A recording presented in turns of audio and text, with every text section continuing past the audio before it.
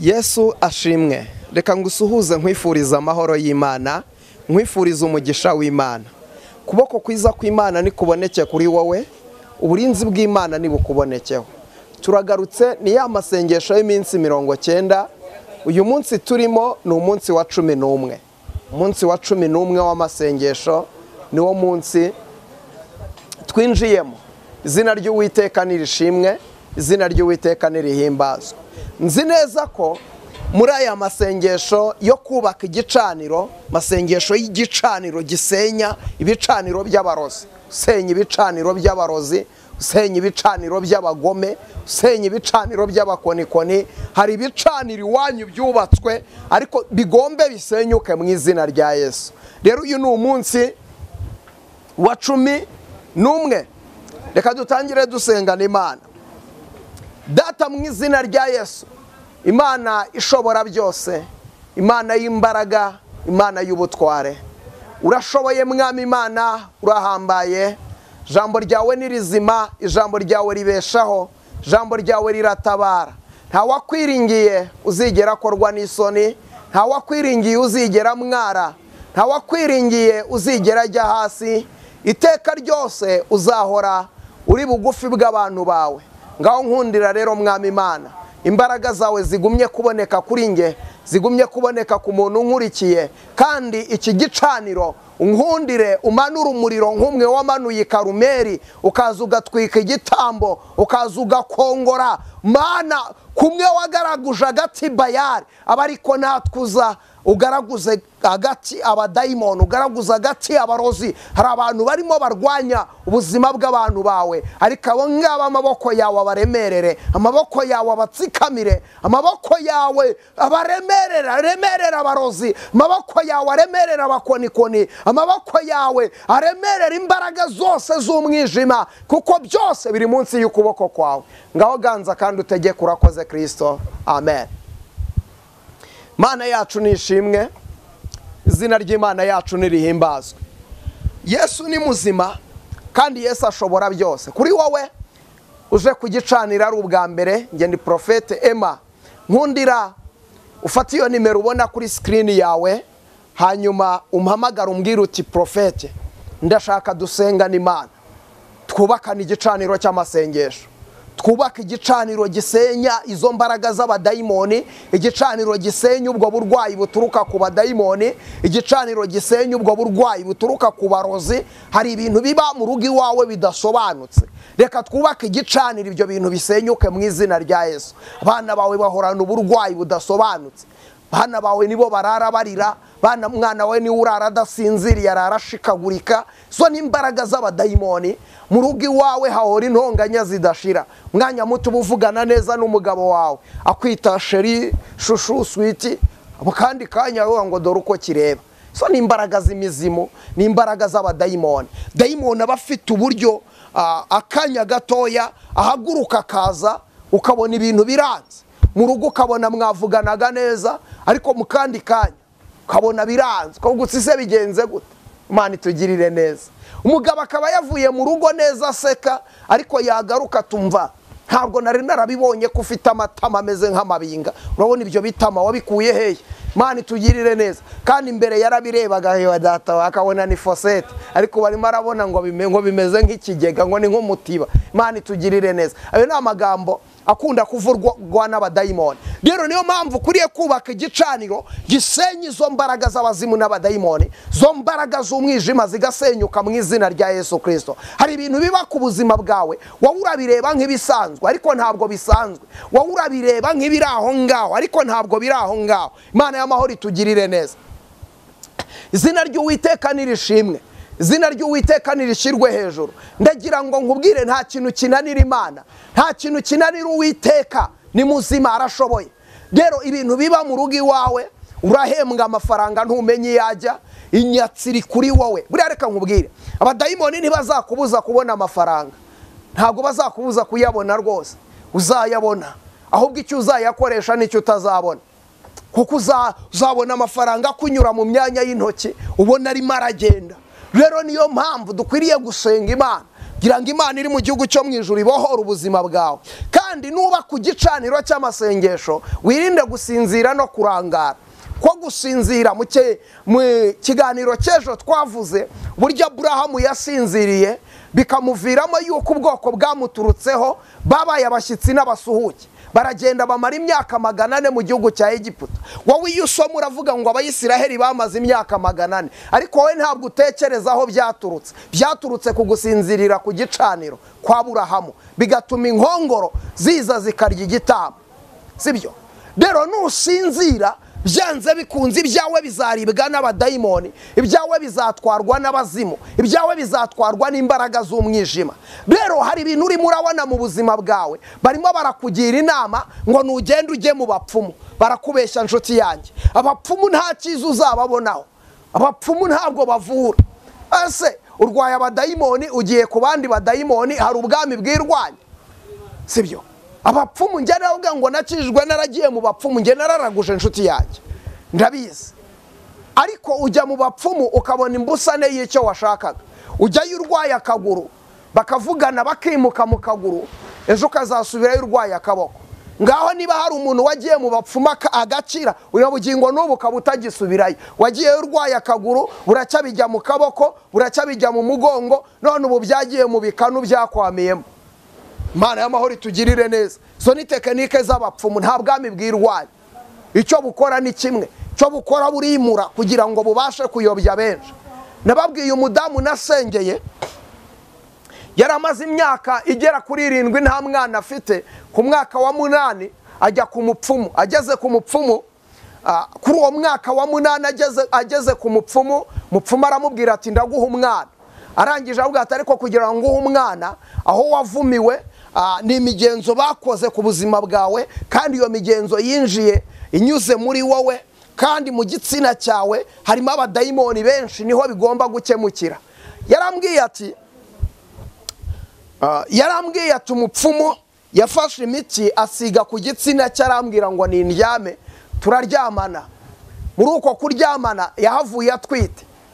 Amaze kuba atwite abyara umwana. Umwana yabyaye ntago yari umugabo we. Hari abantu bajya baza mu rusengero bagashima, ariko amashimwe ataratanzwe n'Imana. Kwa mudamu naramubaje nese wagiye mu rusengero urashima? Ati cyane ku Imana yampaye umwana. Se nyirizina koko n'Imana yamuguhaye? Reka nkubwire iby'uyu mwana.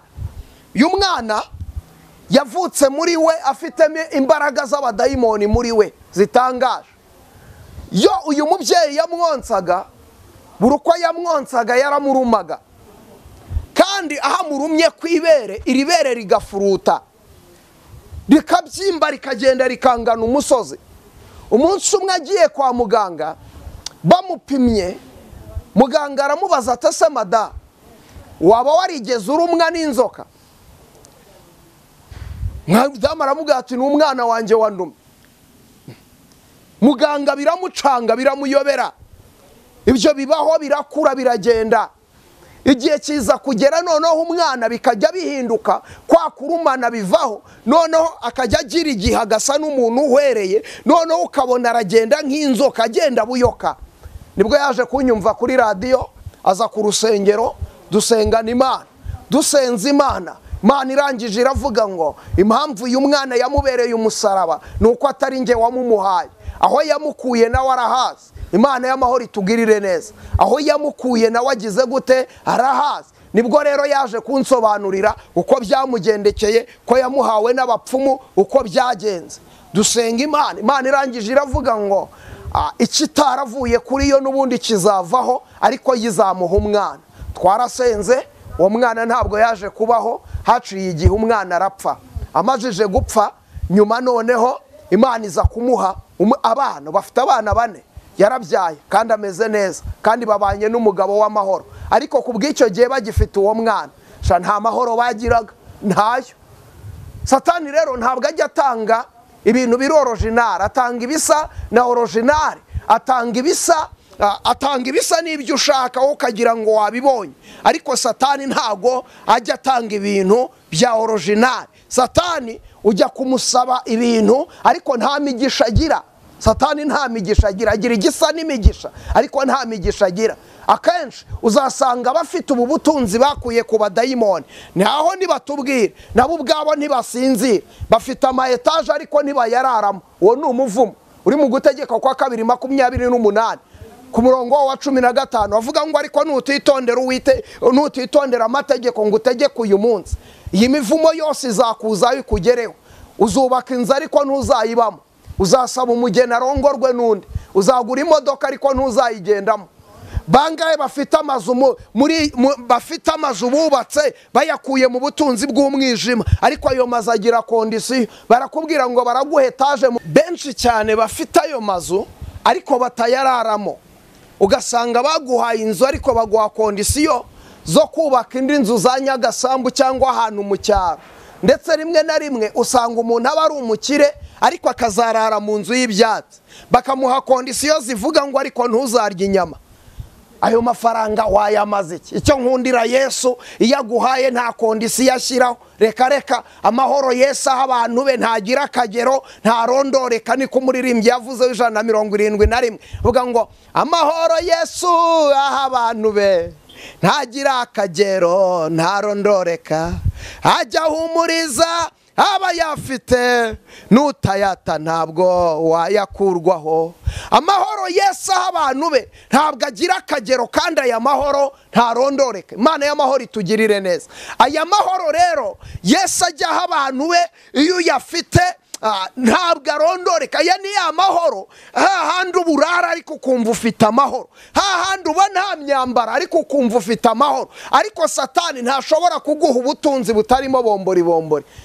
Aguhereza ubutunzi ariko agashyiramo na bombori. Aguhereza amafaranga ariko agashyiraho na kondisiyo, ndaguha amafaranga ariko urampereza uwo ukunda. Uragenda mu badayimoni iyo ngiyo baguhereza amafaranga ariko akubwire ngo uramu umugore wawe, bigusabe kumutamba kandi ntabwo ajya haga. Iyo haciye iminsi arakubwira ngo ngaho mpa n'umwana wawe, iyo haciye iminsi arakubwira ngo ngaho mpa na nyoko wanyu, hashira iminsi akakubwira ngo ngaho mpa na mama wawe. Mbega ntabwo ajya haga. Satani ni nk'icyobo kirekire kitajya gihaga. Ntabwo uzahaza amarangamutima ya Satani, ntuzigera uyahaza. Ariko Yesu umwami w'abami, iyo uri kumwe nawe umukiranukira akugirira neza kandi akakubambira amahema. Hari ibintu biri ku buzima bw'abantu ariko batazi ko ari uburetwa bw'abadayimoni, batazi ko ari uburetwa bw'abazimu, batazi yuko ari uburetwa bw'umwanzi Satani.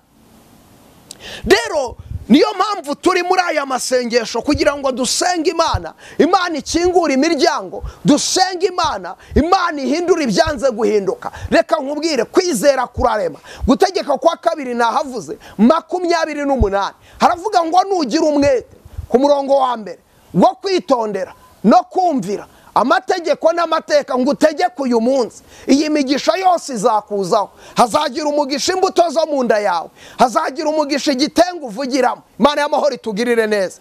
Ndagira ngo nkubwire, niwumvira Uwiteka umugisha wose uzakuzaho, imigisha ikuzaho, ikakugendaho, ikakomaho, icyo ukoze cyose kikubera cyiza. Zaburi igice cya mbere ku murongo wa mbere haravuga ngo hahirwa umuntu udakurikiza imigambi y'ababi, ntahagarare mu nzira z'abanyabyaha, ahubwo amategeko y'Uwiteka akaba ariyo yishimira ku manywa na nijoro. 3 haranditse ngo uwo muntu azahwana n'igiti cyatewe hafi y'umugezi, cyera imbuto zacyo igihe cyacyo, ibibabi byacyo ntago byuma. Icyo azakora cyose, haleluya, icyo azakora cyose kizaba cyiza. Imana y'amahoro itugirire neza. Uyu muntu icyo azakora cyose kizaba cyiza, haleluya. Icyo azakora cyose, nahinga zeza, igihe abandi barumbije we ntazarumbye. Igihe abandi bari mu mubabaro wazaba yishimye. Igihe abandi babuze urubyaro wazarubona, kuko Yesu niwe utanga abana, haleluya. Igihe mu rugo rwiwe habuze amahoro, Yesu azamuhereza amahoro, kubera ko yubaha Uwiteka. Umuntu wubaha Uwiteka ntagajya agira icyo akena. Umuntu wubaha Uwiteka, Uwiteka nawe ajya mubera ibyiringiro, Uwiteka ajya mubambira amahema, Uwiteka ajya mucira inzira, Uwiteka ajya murwanirira, Uwiteka ajya muhagararaho. Yewe no ku munsi mubi umuntu wibaho Uwiteka arakomera. Abandi babuze inzira warayibona, abandi babuze uburyo warabubona mu izina rya Yesu. Kubera iki? Ararwanirirwa n'ukuboko k'Uwiteka. Umuntu wubaho Uwiteka, yewe abandi birabayobera ariko we ntibijya bimuyobera. Abandi babura uko bagira ariko we ntajya abura uko agira. Imana y'amahoro itugirire neza. Uwazahwana n'igiti cyatewe hafi y'umugezi, mu mpeshyi ibindi biti bizuma, sibyo? Ariko we ntabwo azigera yuma, ntabwo azigera ananirwa, ntabwo azigera atsindwa. Nkundira uvuge cyane ngo ame. Wowe unkurikiye uzamura ikiganza cyawe ubyakire ko ntabwo uzigera unanizwa, ntabwo uzigera utsindwa. Nkurikiye zamura ikiganza cyawe ushima Imana, wumve yuko Uwiteka azakubera umurengezi, azakubera umutsinzi, azakubera umutabazi mu makuba, mu bigeragezo, mu marira. Hahandi urimo urabona nta nzira, hamwe urimo uraryama ntusinzire, Uwiteka araje azana ibitotsi kandi by'umugisha. Haleluya. Imana ishimwe cyane. Ariko iyo wagiye kubishaka mu bapfumu urasinzira ugakwamirayo. Imana y'amahoro itugirire neza. Haleluya. Umuntu umwe nigeze musengera ndabyibutse, hari muri 2014. Noneho yagize ikibazo kimeze gutya. Yageze ajya kwa muganga, yari afite ikibazo cy'uko amaso ye yararebaga ariko akareba ibicezi. Baravura biranga. Arangije ajya mu bapfumu, baramubwira ngo baramuroze, bamuhereza imiti yo mu bapfumu. Bamaze kumuhereza imiti yo mu bapfumu baramubwira ngo ngaho yisige mu maso.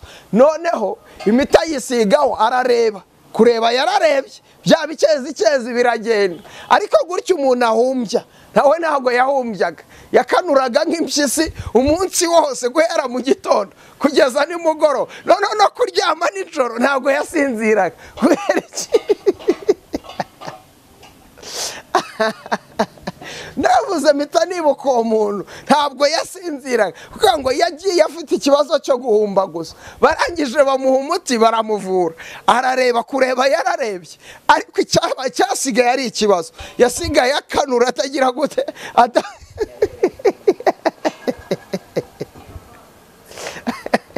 ubwo nibwo bumana bwayo. Haleluya. Ko yo ntikora nk'abantu, ntabwo iginanirwa, ntabwo igitsindwa. Cyo gihe namusengeye Imana ibohora ubuzima bwe, kandi uyu munsi nabugingo n'ubu ni umukozi w'Imana mwiza. Rero nukorera Uwiteka nawe azagukorera ibikomeye. Nugendana n'Imana nawe izagendana nawe. Nuba mu ruhande rw'Imana, Imana izaguhagararaho, Imana ikugirire neza. Rero nari ndimo nkubwira ngo nyandikira umbwira uti Prophet, nshaka twubakana igicaniro cy'amasengesho, ubundi dusengana Imana, ntacyo uzakena, Imana ikwishimire. Data mu izina rya Yesu, uri Imana ishobora byose, uri Imana y'imbaraga, uri Imana y'ubutware. Urahambaye Kristo, jambo ryawe ni rizima, jambo ryawe rirabohora, jambo ryawe rirazura. Hundira uyu muntu warunkurikiye umuremera ubutsinzi, uyu muntu warunkurikiye umukingurira imiryango, uyu muntu warunkurikiye umuhindurira amateka, uyu muntu warunkurikiye numurwanirire, imbaraga zawe ziboneke kuri we. Wari urwaye yakire gukira. Hari umuntu wari urwaye mu nda, hundira umukize. Hari wari urwaye umutwe, hundira umukize Kristo. Amaguru uyakize mu izina rya Yesu. Ijambo ryawe riboneke muri aba bantu rigwiriye, kandi amaraso yawe ababonekeho, ubwiza bwawe bugumye kubabonekaho. Abari babuze amahoro yo mu mutima uyabahe, kandi abatari bakijijwe iri jambo ribakoreho, bakira agakiza, bakire Yesu nk'umwami n'umukiza w'ubugingo bwabo. Urakoze kuri Imana yumva gusenga, ni mu izina ryo ryera Yesu Kristo, amen. Imana iguhereze umugisha, Imana ikugirire neza. Wakoze kubana natwe muri iki kiganiro.